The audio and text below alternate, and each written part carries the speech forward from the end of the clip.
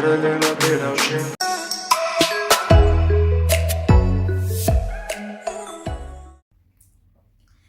guys, welcome back to Mwarace family. Thank you so much for always watching me, subscribing, liking, commenting and sharing. And so on today's video, I have one very beautiful guest and who has an amazing story. So you just have to sit back and watch and listen until the end because it's going to be super. So I'm not going to introduce her. I'll just let her introduce herself and then I'll let you know what the story is all about. Hi guys, my name is Kiki. I'm Mwarace's cousin and she's also my friend. Yeah. Yes, very important to note I'm also a friend. Apart from being family. Aren't you? Yeah, I am. Yeah, she is. So on today's video, Kiki is going to tell us a story. Me just introduce this story too. It's very awesome and at the same time it's all about learning experience. Ndio? Yeah. Hebu sasa tuambie story vile kulienda vile hii maisha imekufunza mambo. Hey guys, it's a story about how I came to Nairobi with nowhere to stay. That was my first time after I completed campus in 2017. It was back in 2017. Actually, in our family, I was the first one to come to Nairobi. Another story for another day. Yeah, so both families, my father's side and my mom's side, I was the first one. But my mom's side, I had two other cousins, but they were in school. But my father's side, Kina Mwarace's family, I was the first one. Yeah, and yeah, I was studying at the University of Nairobi and I completed my campus studies in 2016 December. Right. Yeah. Yeah, but lakini ulitusaidia. With the other girl you were seeing on those videos. I had to. Yeah. So guys, you know, when you come to Nairobi and you're the first one, you have to introduce the others to the city life. Yeah, and I'm the one who was welcoming them as they came to school. Yeah, you're Nairobi. They were lucky. But what happened? So it was back in 2017 in January, because after campus I didn't want to stay in Ushago. So I wanted to come to Nairobi and then I rent a hostel in Ngara as I look for a job. So I told one of my friends, she was my high school friend, I told her that I wanted to come to Nairobi. Actually I wanted to rent a hostel, and then she told me instead of renting, so you just come, because she was lucky enough, she had already gotten a job and she was working and she was staying in Nairobi. So she told me instead of renting a house, you just come to Nairobi, I'm going to house you as you look for a job. And I was so happy. Vile ulikuwa unakuja kutafuta job, mbona like hukufikiria kutafuta nyumba, you just wanted to stay in a hostel kwanza? Because you know hostel is affordable. Yeah, you don't have to buy gas. Yeah, I didn't have to buy a bed, gas and all those things. For a hostel you just have to come with your duvet, only your duvet, a plate, a cup and a spoon. Yeah, that was affordable because then I didn't have money and I didn't want to stress my parents. So what happened after Nakusho? Hey, me, I was so happy. So I packed my suitcase, nikachukua my stuff. Yeah, nikatoka all the way from Meru, Timau, Meru to Kanairo. Yeah. So what happened? So umeanza kuishi pamoja, ushaingia huko? Yeah, so I came. Yeah, she was a good friend. Yeah, we started living together, and so after I came, we coexisted peacefully for 2 weeks. Yeah, of course, for the food we used to cost share. Yeah, because personally I don't like burdening people, so I had to chip in, and do the shopping. Yeah, and during the 2 weeks, I used to, sorry. No, it's okay. So 2 weeks mlikuwa mnaishi poa? Yeah, we used to live peacefully as friends.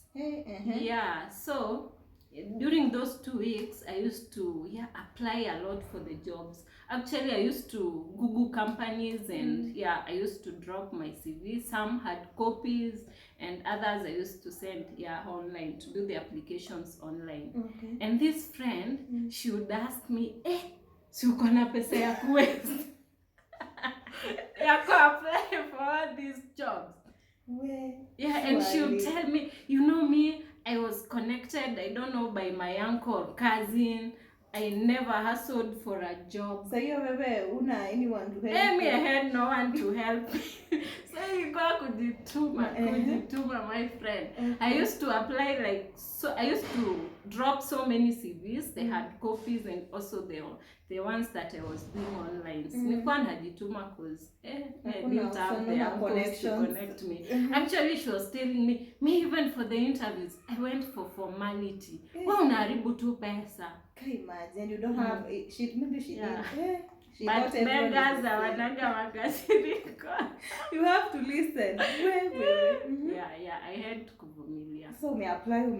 So I applied and we were okay. She had given me a spare key to her house. So one weekend, I had a cousin who was living in Machakos, you know her. Yeah. She was in Fordia, and we had planned I go and spend the weekend at a place in Machakos. Okay. So guys, I went. I went there on Friday up to Sunday. So I came back on a Sunday evening. Okay. It was around 7 when I got to my friend's place, now back in Nairobi. I had my car spare key, so I went to open the door. Shock on me. She locked the house with 2 padlocks. Oh my God, who does that? And imagine, two. The one that I had the key, and another one that she had never closed with. Meaning for it was intentional like... For the time I was living with her, we used to close the house with only 1 padlock. But this time, when... Like if you closes the house with 2 padlocks. She did.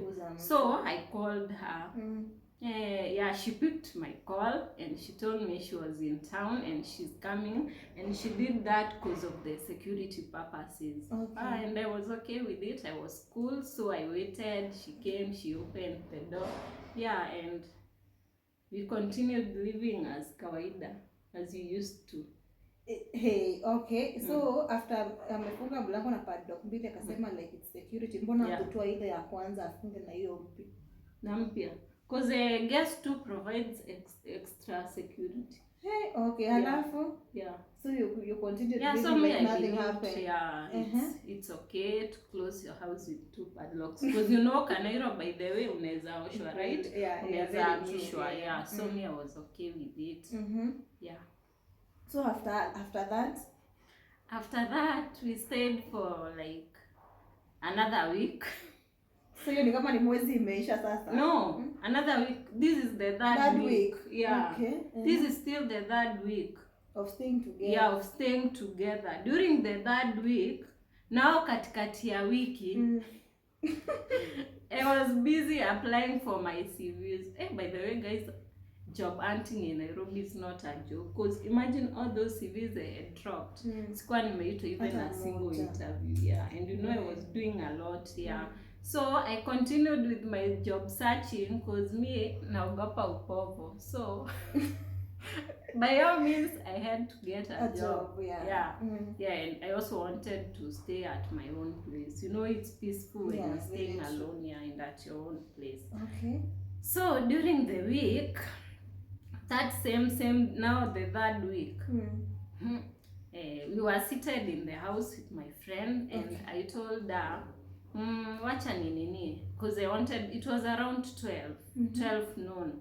So I told her, let me go to the cyber. I want to get some ad copies and also send some CVs online. And then I told her I will come with food, with lunch, so don't bother yourself. I'll come with food. I went to the cyber, did my applications. Then I came back at around 1:30. Okay.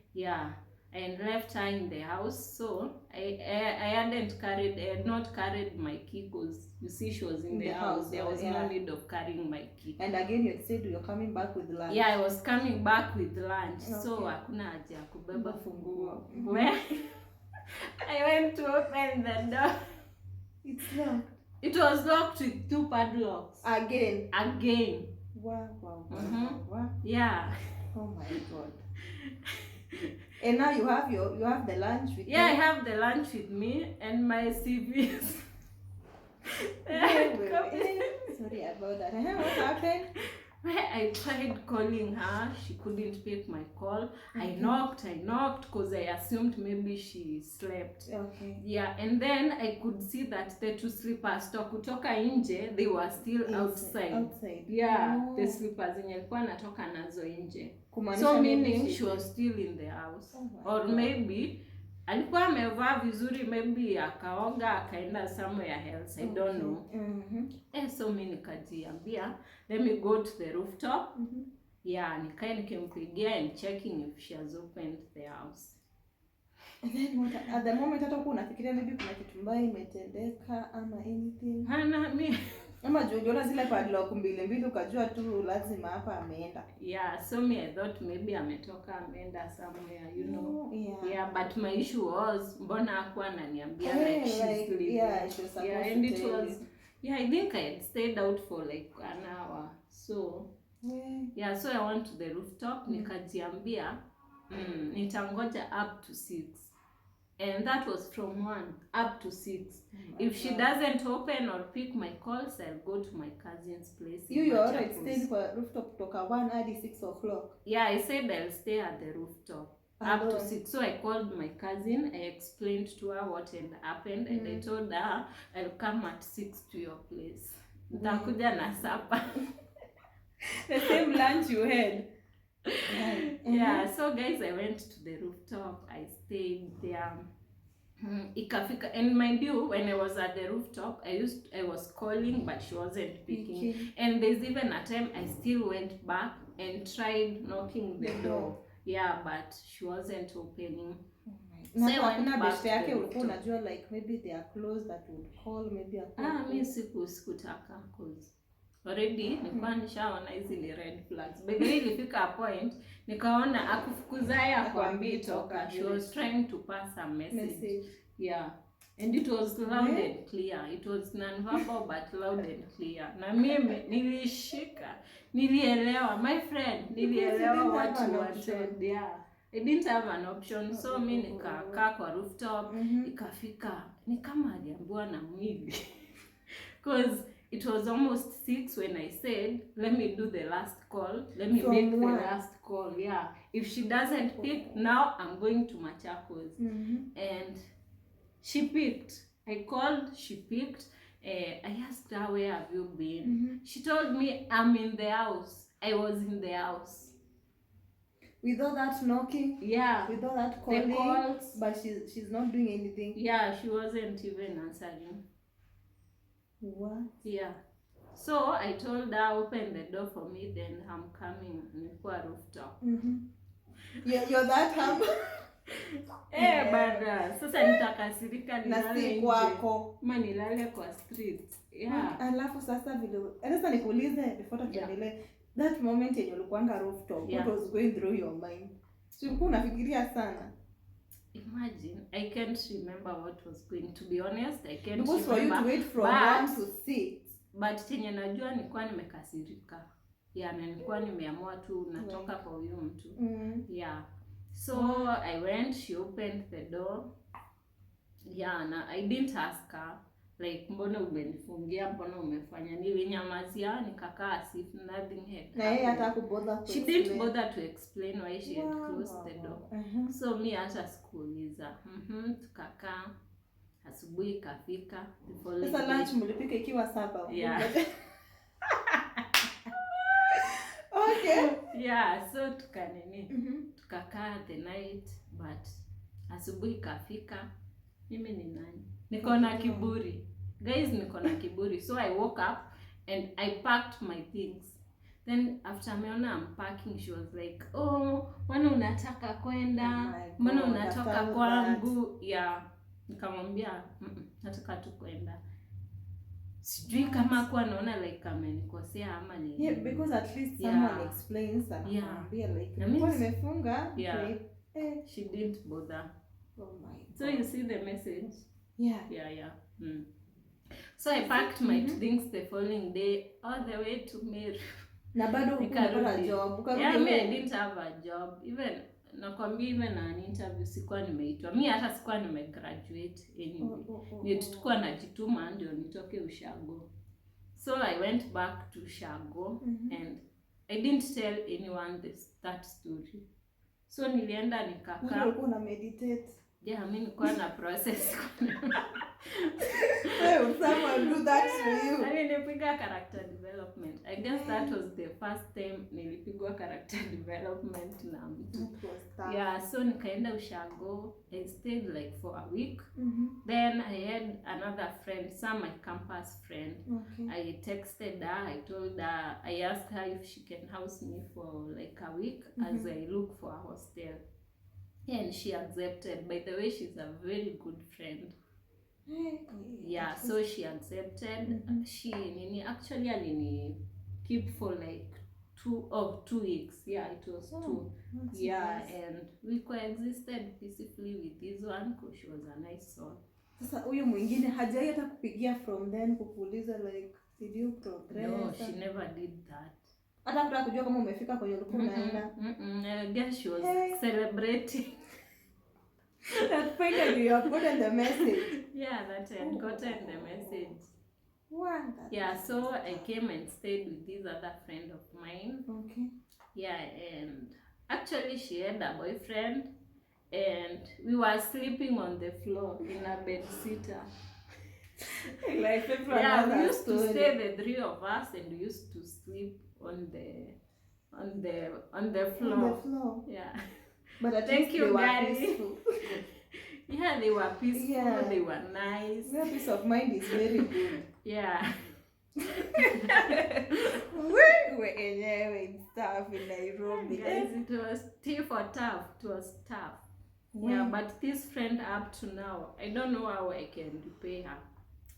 God will repay her. God will repay you, baby girl. Yeah. Ningekuwa na uwezo, even the taxes za Kaya, I can pay them for you. But at least after that you got better. Yeah, so after the 2 weeks, I moved to a hostel.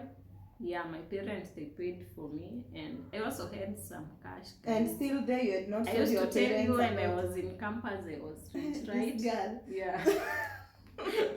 So I had some cash with me. Yeah, they paid the hostel and the rest I bought the other things. And I stayed in the hostels for like 2 months. And then I got a job. Oh, that's nice. In a very good company. Yeah. You say God? Yes, God. Mtu anaona msichana aliteseka hadi kufungiwa na padlock 2. Yeah, and then after that I moved to my own. Yeah, I stayed in the hostel for 2 months. I got a job. So nilikaa for 3 months because I had to stay for an extra month ndio nipate salo nilihame from the hostel. Yeah, so I went nikalipwa. Actually I was paid some good money. Nikahama. Yeah, I went to live in Kasarani. Wait. Nairobi, guys. Yeah, then guys, What else? Karma is a bitch. What happened? Now, see, I got my place. Okay. My friend, that lady, she resigned from her job. What? Yeah. She called me, she texted me and she told me that she had resigned from her job and she didn't have another job. She didn't even have a backup plan. She just decided to resign. She just decided to resign. She just decided like that. to resign, yeah. With just no like plan. That, yeah. Wow. With no plan, with no savings. So after all these times, I ndio amekuja kukutext ati.